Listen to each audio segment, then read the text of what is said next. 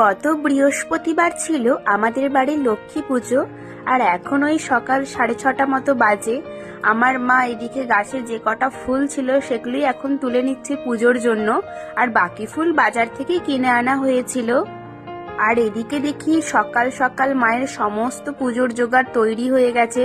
ফল কাটা, ফুল তোলা, ঠাকুর ঘর পরিষ্কার, এখন শুধু ঠাকুর মশাইয়ের জন্য অপেক্ষা করা হচ্ছে। আর এখনই পৌষ মাসের সময় লক্ষ্মী পুজোতে এই যে নতুন ধান দিয়ে থালা সাজানোর ব্যাপারটা আছে, আমার মা এটা এত সুন্দর সাজায়, খুব অপূর্ব লাগে দেখতে দৃশ্যটা। আর এদিকে দেখি ঠাকুর মশাইও চলে এসেছে, আর আমাদের পুজোও এখন স্টার্ট হয়ে গেছে। আর তুলসী মন্দিরে আগে পুজো হয়েছিল।